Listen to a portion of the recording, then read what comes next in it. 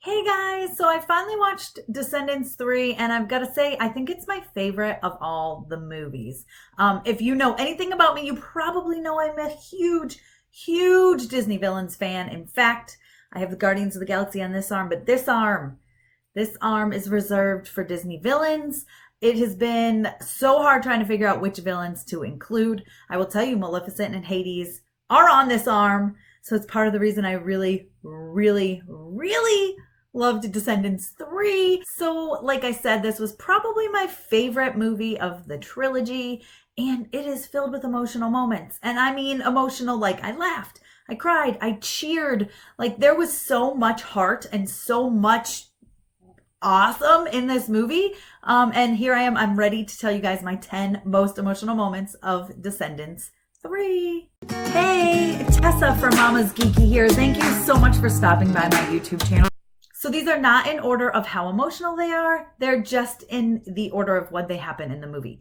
So number one for me is going to be seeing the VKs get to choose what other villain kids get to come over to Oregon. I absolutely loved that. I mean, it's immediately how it starts off the movie, but I really enjoyed seeing how far they've come. I mean, if you think about it, back to the first one, they were these new kids at school that everybody hated. Or pretty much everybody hated.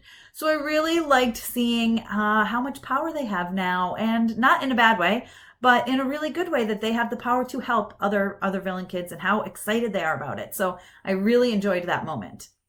Number 2 is when Ben proposes to Mal. You guys, who doesn't cry at weddings and engagements? I mean, I totally teared up. I knew 100% that this was coming. I knew it was coming because we saw it in the trailer. Didn't care. I was still excited. I loved his speech. I loved his little song. I loved that everyone knew and was all excited, or like her friends knew, I should say. So I was really super excited about that. I thought it was great. I kind of wish his song was a little longer, but I loved what we got from him. And I love seeing how far the two of them have come.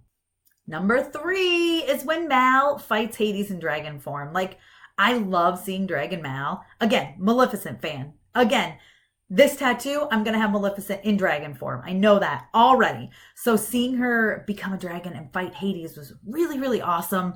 I really enjoyed that. And then she got hurt and she was getting her power sucked away from her. And it made me a little nervous and a little sad for her. I mean, I knew she was going to be fine, but I was still really excited and invested, and I was cheering and I was like, yeah, Mel, get him. So that was a super emotional moment that I really enjoyed. Number 4 is the Queen of Mean song. I mean, Audrey goes through this transformation. I mean, you can't blame, well, I guess you can kind of blame her, but you can't really blame her because she's been through a lot, you know?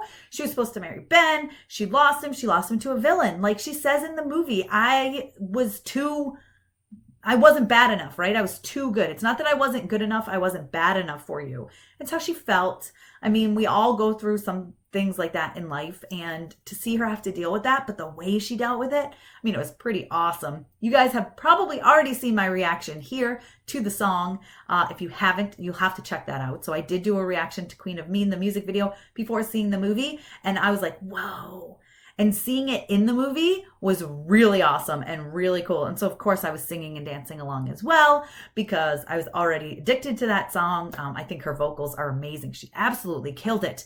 But to see her become evil, again, I like the villain, so that was definitely an emotional moment for me. Number 5 is when Ben loses his dream. And yes, it was kind of Mal's dream too, but it was Mal who was taking that dream away from him. His dream of, giving second chances and allowing villain kids to come over. And when Mal kind of says and agrees with his parents that, yeah, maybe we should close the barrier forever, to see the heartbreak and the upset and just how, I don't know, you could just see it on his face and in his eyes, and you could tell it's not what he wanted. He didn't want that. And it was kind of crazy for it to be Mal pushing it and not Ben, right? Because Mal's supposed to have the VK's best interest at heart. And apparently she only did for her close friends, and she wasn't thinking about everyone else. And it does kind of come back to bite her in the butt later on. But I really enjoyed that moment. I felt bad for Ben at that moment. I really did. And it was a nice twist to see that it was Mal pushing to keep the barrier closed. Number 6 is the big reveal that Hades is Mal's dad. Now, I knew this because my 6-year-old is like, I came home Friday night. She'd already watched it. I didn't watch it. It was date night. I was out at the movie theater. I came in and my daughter goes, "Did you know that Hades is Mal's dad?" And I was like, "I do now, so thanks for that. No, you're not supposed to give spoilers, but it's okay." I still loved it, and I loved that part. And their song together. If you didn't see my reaction to their song together, check that out. But man, I love it. And I love seeing like father, like daughter. And I absolutely love Hades. Like I said, he's going to have a major spot on this arm once I finish getting it all planned out. So I was thrilled to see that. And it was definitely a lot of mixed emotions to know that Hades is Mal's dad. I mean, Maleficent and Hades are two of my favorite villains of all time. So for them to have a child and for it to be Mal, like my favorite VK, yeah, I'm 100% for that. Next up is when Uma and Mal join forces. How could you not love this? I mean, I kind of knew it was coming just because I had already seen the Night Falls music video, but I was super excited for it. I mean, hyped for it because I love Uma. I was lucky enough to interview China McClain one time, and I also interviewed Dove Cameron, and they're just amazing people, and they love their VKs so much. Like they do. Like Dove Cameron was talking about how Mal is her ride or die, and Uma was like, China was like, "I love Uma's swag. She's awesome," which I do love Uma's swag. That girl has some serious swag. And she only really wanted to do what was right. You know, she wanted to work with Mal to help release all of the villain kids and to give them a second chance, like every single one of them. So I thought that was awesome. And I loved seeing them work together and join forces. Next up is when Mal's friends turn to stone in front of her. She gets in this fight with them because she's been lying to them and she confesses it. And of course, they're not very happy with her in the moment. They do end up forgiving her, but it's just a horrible, horrible moment for her. And then they all turn to stone in front of her and she feels alone and she blames herself. Totally 100% blames herself. And it leads into that song, My Once Upon a Time, which I really enjoyed. If you haven't seen my trailer or music video reaction to that, be sure to check it out on here. I did tear up a little. And then when I saw it in the movie, I really got emotional. I teared up a lot just to see what she was going through. I mean, she shouldn't have lied and she shouldn't have acted like that, but she was doing it to protect her friends.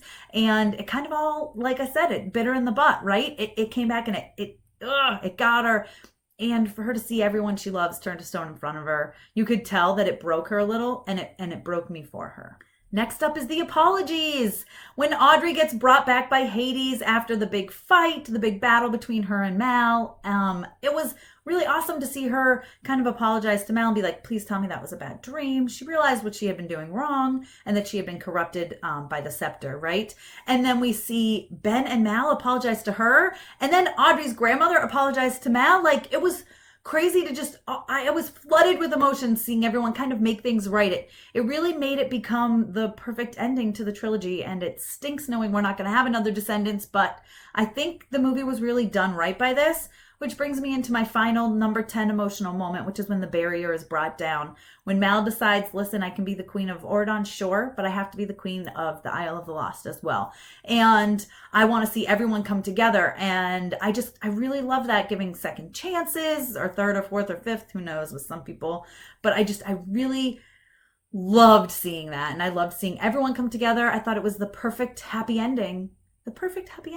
Yeah, to a trilogy that was pretty amazing, and I'm definitely going to miss it. Then there's a little bonus number 11 emotional moment. I can't really consider it an emotional moment because it wasn't really part of the movie, but every time I saw Cameron Boyce, almost every time I teared up. It was really hard. I actually got to interview him, and he's such a good kid. He was so nice, and he was so full of life and such a bright light. He had a insane talent for what he did, and he had a bright future ahead of him, and it's so sad that we lost him. And so seeing him on the screen really kind of broke my heart. It was hard to see him on the screen. He's such a good kid. So now those are my most emotional moments of Descendants 3. Comment below and tell me what your most emotional moments were. I want to know. Don't forget to subscribe to my channel. You can always follow me over on Instagram and Twitter. I'm at Mama's Geeky over there. Same as here, MAMASGEKY. And don't forget to give me that thumbs up. Thank you so much for taking the time to watch this, guys.